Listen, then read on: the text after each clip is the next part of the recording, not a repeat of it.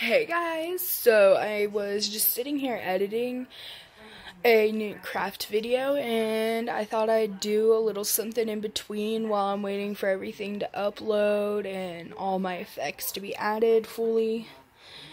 So, I wanted to talk about how I lost half my wrist in the first place. Okay, so my wrist has had issues since it really started to be a very noticeable thing that affected my everyday life around 2012. So, that's what, this is 19. Wow, I almost couldn't do math. It's 7 years about, and so I've been having a lot of issues. I've seen so many different orthopedic specialists, and when I was younger, before I hit full growth, they weren't sure if some of it wasn't because I was growing and maybe just stretch something out and that it would tighten back up as I grew more, you know. Splinted it, tried bracing it, using the little ace bandage stuff, but like the stuff that they give you after you get blood taken out of your arm to hold the gauze on there, that kind of stuff around there, like all kinds of stuff, like you name it, we tried some form of it to help with pain management.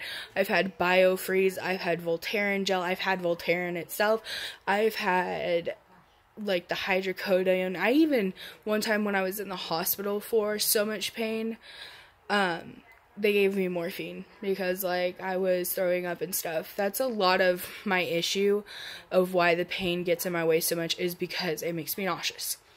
Okay, moving on. So I finally get to Pooler, Georgia, and a Dr. Most there. He's a hand specialist, but he also does plastic surgery.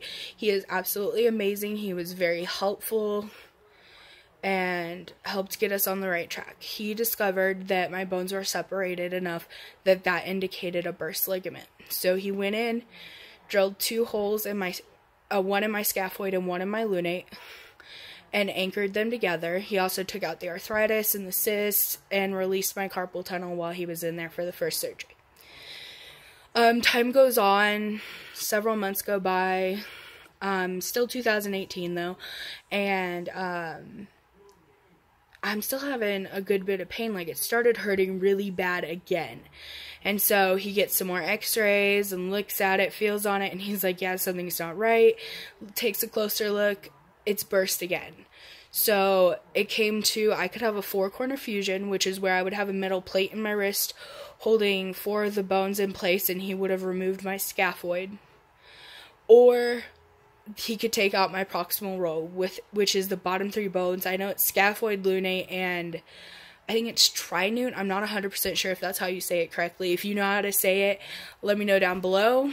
And during all this, he's just like, yeah, here's pain medicine, here's pain medicine, here's pain medicine, because he knows it really does hurt, and I'm obviously not misusing it because I don't even need it every time he offers it to me.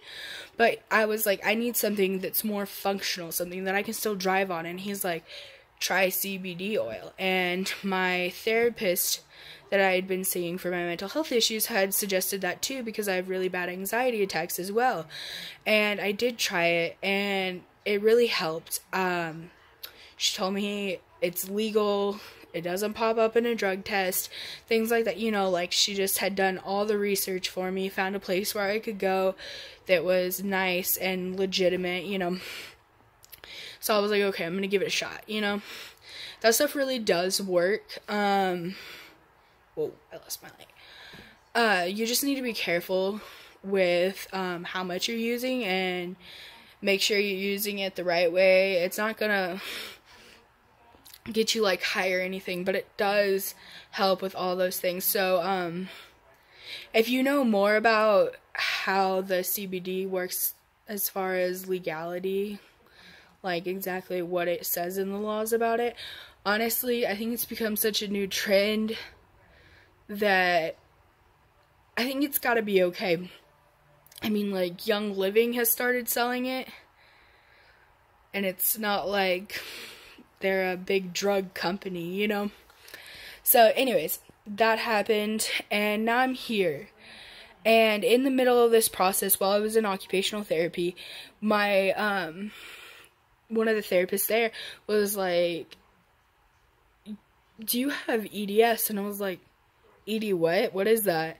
And she's like, "EDS, Ehlers-Danlos syndrome." And I didn't know what that was. And she explained that you can have HEDS, which is hypermobile Ehlers-Danlos syndrome, and that I meet a lot of the requirements because I have a lot of like outer body physical joint health problems, as well as like I have a heart murmur and really bad issues with my stomach and sensitive skin and, you know, things like that that are signs to the Ehlers-Danlos syndrome. Whereas I had been treating them all as separate issues rather than looking for something that included all of them together. So I was very thankful for them pointing that out and helping us. And then, of course, we moved right in the middle of getting those results. And I just got a call the other day that they finally got me a referral, but there's no one close to where we live that deals with this. So they are trying to get me an appointment in San Antonio, I think it is where they said. Austin or San Antonio. And they are going to pay for my travel out there since there's nobody else they can send me to.